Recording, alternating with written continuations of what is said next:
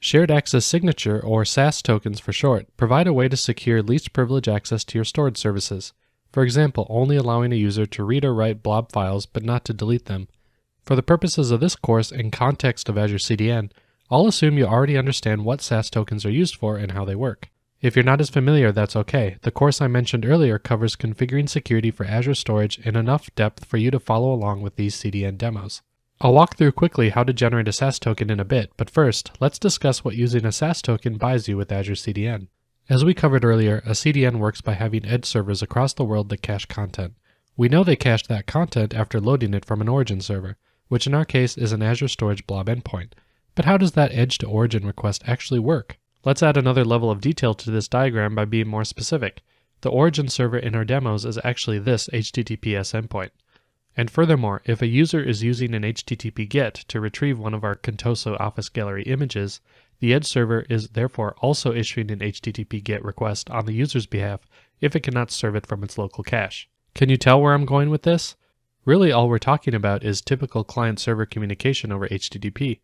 We saw in our previous demos how we set the origin of the CDN to our blob endpoint, but in order to allow the CDN edge servers to retrieve content, we had to make our blob container public.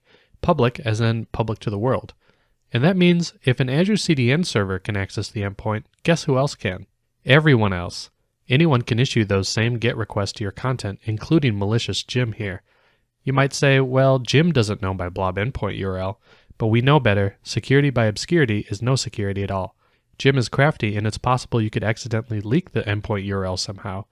Regardless of how it happens, once Jim or other users know your endpoint URL, your URL with no authentication and public access enabled, it's game over. So what can we do? None of us want to see Jim accessing our content. This is what shared access signatures were created for. As you might know, a SAS is just a set of query parameters that includes a signature that is unguessable because it's signed with one of your secret Azure storage keys. If we can configure Azure CDN to use the SAS tokens and all its requests, then we can successfully lock down our storage service and give specific access to our CDN. There are some considerations I want to call out that I'll recommend when using SAS authentication with Azure CDN. First, it's best practice to associate the SAS token with a stored access policy, as we'll see in a demo shortly. In case you aren't familiar, a stored access policy is a policy you can set on Azure Storage Service resources such as a blob container to restrict access.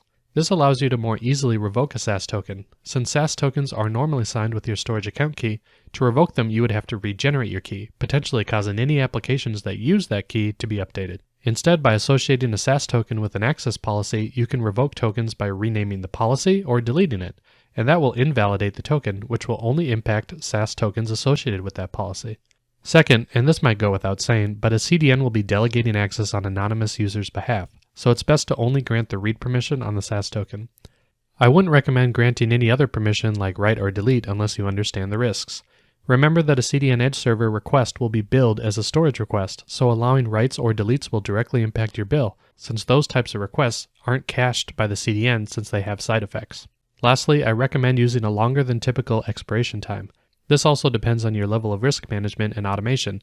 Your SAS token expiration informs the max age of your caching rules for Azure CDN. In other words, if you set the expiration time for 1 hour for your SAS token, you shouldn't set your default cache expiration time to be more than an hour because you might have content in the edge server that will be stored for longer than is technically allowed.